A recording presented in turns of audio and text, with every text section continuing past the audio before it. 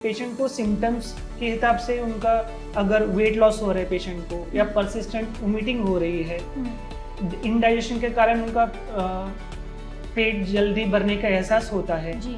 या कुछ खाते समय उनका पेट फुल होने के कारण वो प्लेट में खाना छोड़ देते हैं, जी। ये सब वार्निंग साइंस हो जाता है। हम कहते हैं कि हमारी पूरी बॉडी इंटरकनेक्टेड है, तो फिर अगर किसी पेशेंट को चेस्ट पेन हो रहा है तो वो हम कैसे स्पेसिफाई करेंगे कि वो चेस्ट पेन पेट की दिक्कत की वजह से है या हार्ट की दिक्कत की वजह से? ये बहुत अच्छे सवाल आपने पूछे हैं कि चेस्ट में बहुत ज़्यादा पेन हो रहा है तो वो हार्ट के साथ भी इंटरकनेक्ट कर देते हैं, जैसे बीपी पेशेंट बहुत ज़्यादा बढ़ गए हैं या आजकल की ज़माने में पेशेंट डायबिटीज़, हाइपरटेंशन बहुत ही प्रॉब्लम कॉमन हो चुके हैं।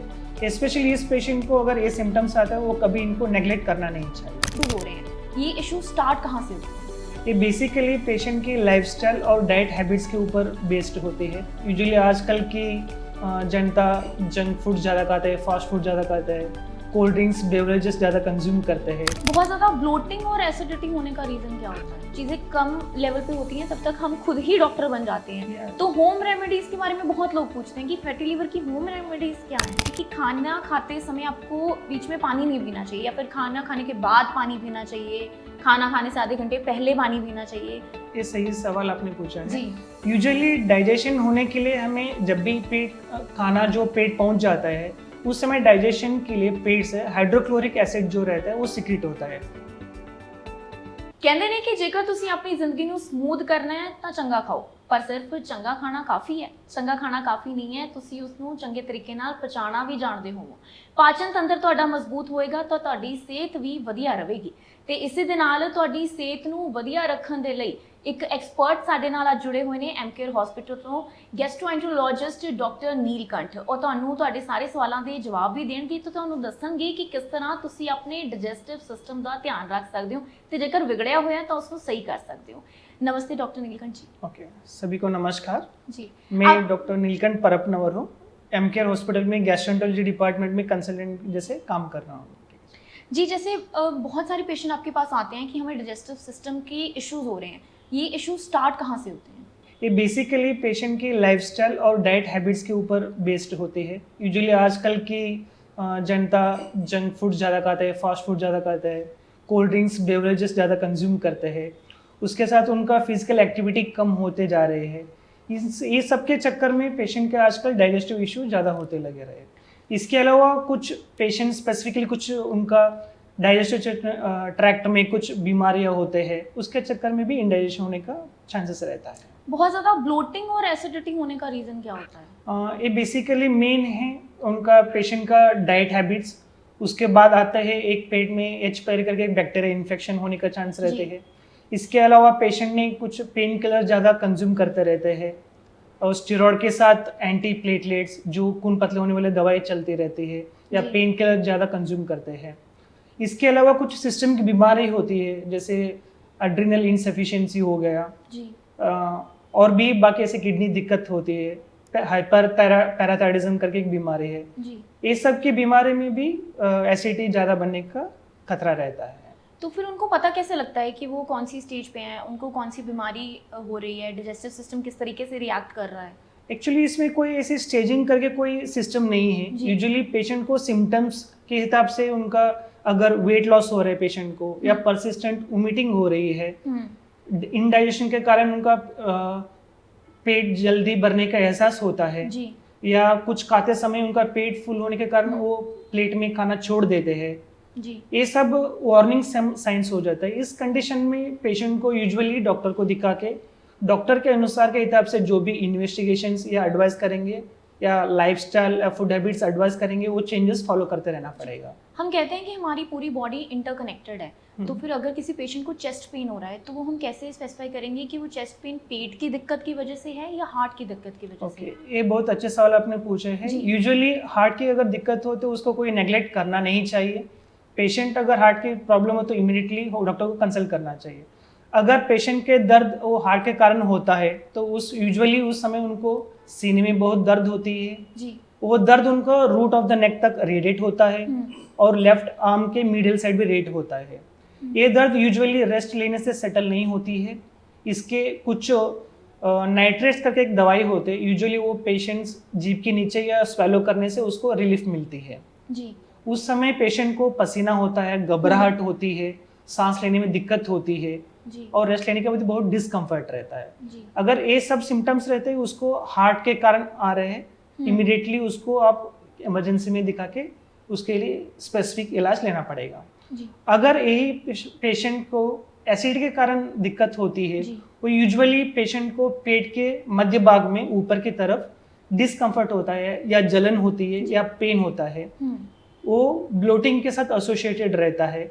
इस कंडीशन में अगर पेशेंट जो एंटासिड्स जो लोकल मार्केट में over the counter medication available है जी या प्रोटॉन पंप इनहिबिटर्स जो कॉमनली लेते रहते हैं वो भी, या H2 रिसेप्टर एंटागोनिस्ट, ये लेने से पेशेंट को इम्प्रूवमेंट हो जाता है। अगर ये रहता है, वो गैस के कारण दर्द उठा रहता है। हाँ जी, क्योंकि वो जब बोलते हैं कि चेस्ट में बहुत ज़्यादा पेन हो रहा है तो वो हार्ट के साथ भी इंटरकनेक्ट कर देते हैं। जैसे बीपी पेशेंट्स बहुत ज़्यादा बढ़ गए हैं अब। या तो आजकल की ज़माने में पेशेंट डायबिटीज़, हाइपरटेंशन जी। बहुत ही प्रॉब्लम कॉमन हो चुके हैं।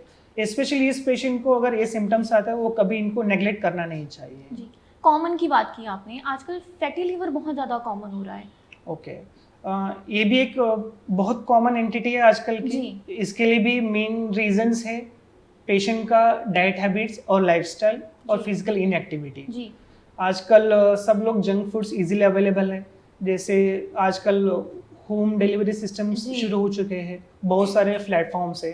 इनके चक्कर में पेशेंट यूजुअली इजीली ऑर्डर कर देते हैं और जी। एक्सेस कैलोरीज कंज्यूम करते हैं। हम्म, उसके साथ इजीली रिफाइंड कार्बोहाइड्रेट्स, हम्म, फ्रुक्टोज कंटेंट, हम्म। ये बेवरेजेस ज़्यादा कंज्यूम करने से वो कैलोरी डिपॉजिट कोलेस्ट्रॉल के मात्रा में, लिपिड के मात्रा में लीवर में डिपॉजिट होता जाता है।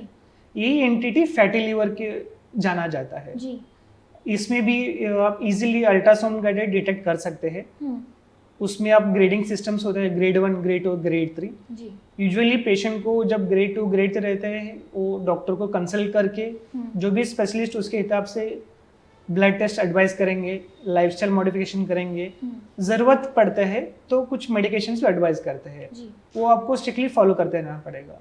आजकल FDA द्वारा और इंडिया में DCGI द्वारा कुछ ड्रग्स रिकमेंडेड है। वो यूजुअली जब नैश जब ऐसे एंटिटी होती है, जी। उस समय पेशेंट को 1 से 2 साल तक लेना पड़ता है। जी और अगर यही चीज़ लंबे समय तक होती है हम्म। तो कुछ साल के बाद लिवर डैमेज होकर उसको लिवर सिरोसिस में लैंड अप हो जाता है। जी बहुत ज़्यादा लिवर को इफेक्ट कर जाता है जब एक एक्सट्रीम तक पहुंच जाता है पेशेंट, क्योंकि हमने कॉमनली ये चीज़ देखा है कि जब तक चीज़ें कम लेवल पे होती हैं तब तक हम खुद ही डॉक्टर बन जाते हैं। Yeah. तो होम रेमेडीज़ के बारे में बहुत लोग पूछते हैं कि फैटी लिवर की होम रेमेडीज़ क्या हैं? एक्चुअली ऐसे फैटी लिवर के लिए कोई होम रेमेडीज नहीं है। जी। इसका मेन है healthy lifestyle, healthy food habits जी एंड फिजिकल एक्टिविटी। जी यही आपको फॉलो करना है। आपको low fat, low carbohydrate diet consume करना है, हाई प्रोटीन डाइट यूज़ करनी है। उसके साथ कैलोरी लिमिटेशन रखना है। 400 टू 750 तक कैलोरी आपको डेली रिकमेंडेशन से कम लेना है। और फिजिकल एक्टिविटी जैसे मॉडरेट एक्टिविटी, एरोबिक एक्सरसाइज आता है, वो डेली करते रहना पड़ेगा। मिनिमम आपका 400 किलो कैलोरीज बर्न होना चाहिए, वैसे आपको फिजिकल एक्टिविटी रखनी चाहिए। जी और जब हम इलाज की बात करते हैं तो एंडोस्कोपी क्या है? एंडोस्कोपी जो एक है, यूजुअली पेशेंट की जब इंडाइजेशन होता है जी या पेशेंट को ब्लीडिंग के साथ खून की उल्टी आ रही है या मोशन ब्लैक कलर आ रही है या इंडाइजेशन के वार्निंग सिम्टम्स रहते हैं, उस समय एक दूरबीन से द्वारा हम फूड पाइप और स्टमक और छोटे हाथ की अर्ली पार्ट जो ड्यूडेनम की होती है जी। उसको हम देखते हैं। इसमें अगर कोई कैंसर हो या अल्सर हो जी या इरोजन्स हो जी और भी कोई सिस्टमिक फीचर डिसीज का जो मैनिफेस्टेशंस होता है, वो हमें उधर दिख जाते हैं। जी इससे कोई खतरा नहीं है, ये आसान टेस्ट है। इसमें यूजुअली पेशेंट को हम बेहोश नहीं करते हैं। ये क्योंकि ज़्यादा से मेरा ज़्यादा अगला 3 से सवाल यही 5 था, मिनट में लोग conclude बहुत हो डरते जाता हैं है। एंडोस्कोपी से। वो कहते हैं कि हमारी बॉडी के अंदर एक कैमरा जा रहा है, तो वो चीज़ों से बहुत हेजिटेट करते हैं एंडोस्कोपी करवाने से। नहीं, ऐसे नहीं है। जो एंडोस्कोपी जो दूरबीन से करते हैं, इसमें जी। जो स्कोप होते हैं usually less than 1 centimetre size होते हैं। जी यूजुअली 8 टू 10 mm तक उसका साइज होता है। यूजुअली हम एक स्प्रे करते हैं गले को, जो पोस्टीरियर थ्रोट में जो रहता है, हम स्प्रे करने से वो एरिया अनेस्थेटाइज हो जाता है। इससे पेशेंट को कोई डिस्कम्फर्ट नहीं होता है।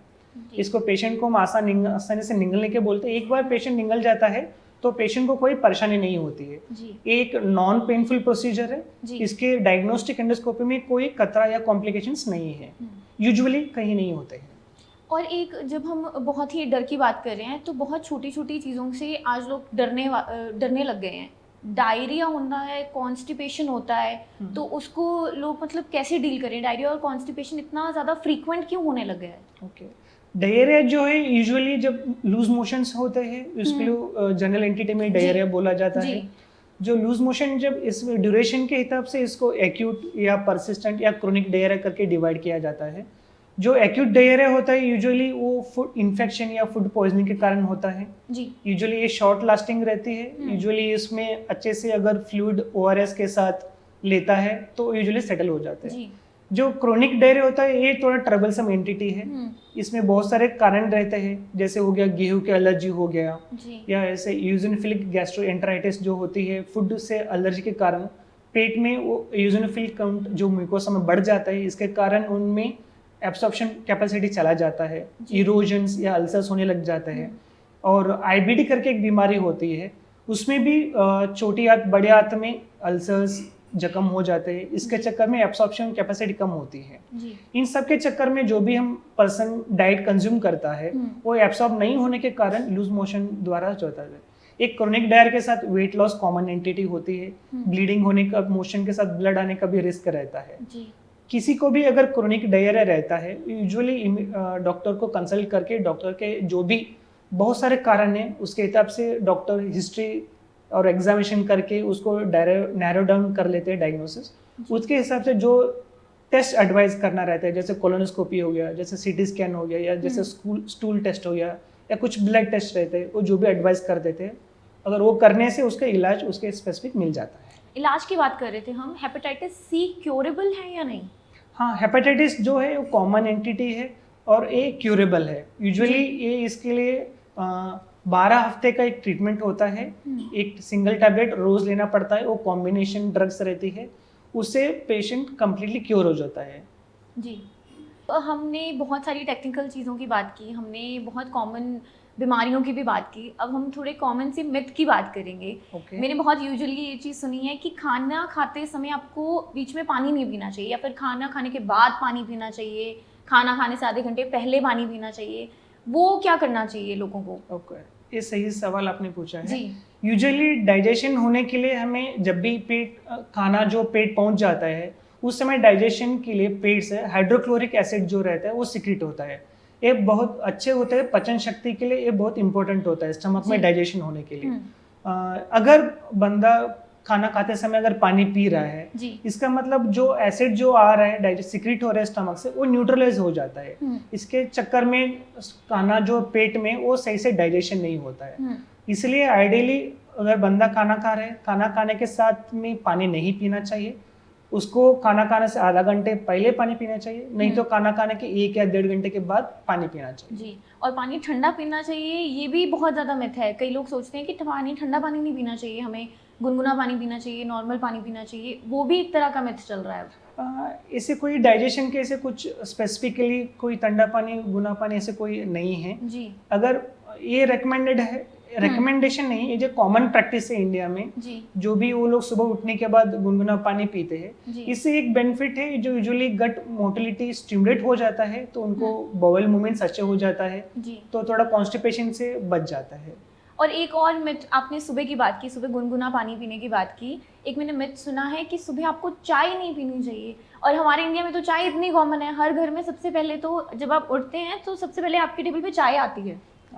ये भी है, स्टडीज़ में ये पाया गया है जो भी टी या कॉफ़ी पीते हैं ब्रेकफास्ट में इमीडिएटली आफ्टर उठने के बाद, उसमें भी वो गट मोटिलिटी स्टिमुलेट करता है, तो वो बॉयल इवैक्यूएशन के लिए हेल्प करता है।